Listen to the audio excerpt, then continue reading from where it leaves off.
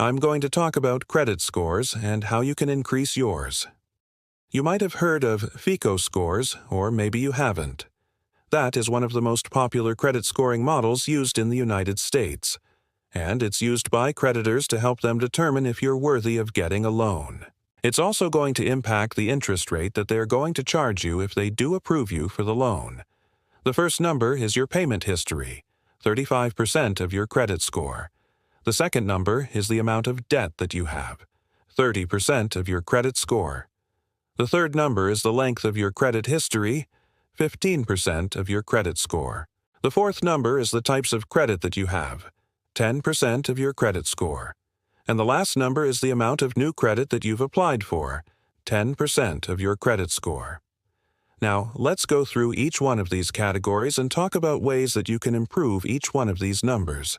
The first one is your payment history. If you want a higher credit score, you need to make sure that you pay your bills on time. That is the most important factor when it comes to increasing your credit score. I recommend setting up auto pay so that way you never miss a bill. Now, there are some caveats to this. If you have a credit card that offers a rewards points, they will actually send you a statement at the end of each month.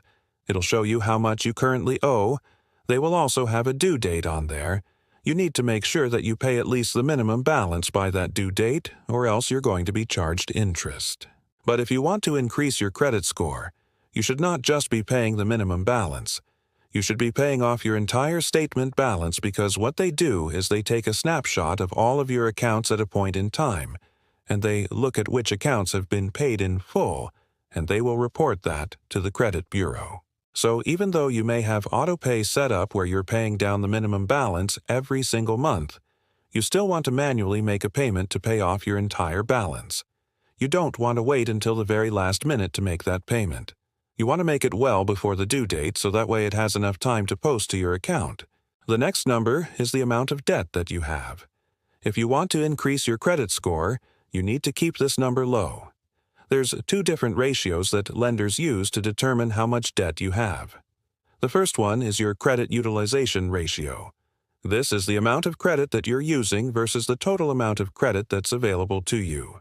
So if you have a credit limit of $1,000 and you have a balance of $200, that would be a 20% credit utilization ratio. Creditors like to see this number below 30%. The lower, the better.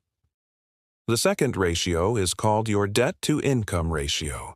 This is your monthly debt payments divided by your monthly income. This includes any type of debt, not just credit card debt. It could be a car loan. It could be a student loan. It could be a mortgage. The general rule of thumb is that you want this number below 40. The next number is the length of your credit history. The longer, the better. This includes all of the accounts that are in good standing. If you have any accounts that have been closed, they will remain on your credit report for 10 years from the date that they were closed. If you have any accounts that are past due, those will remain on your credit report for 7 years from the date that they were last active. If you have any bankruptcies, those will remain on your credit report for 10 years from the date that they were filed. The fourth number is the types of credit that you have. Lenders like to see that you have installment loans as well as revolving credit.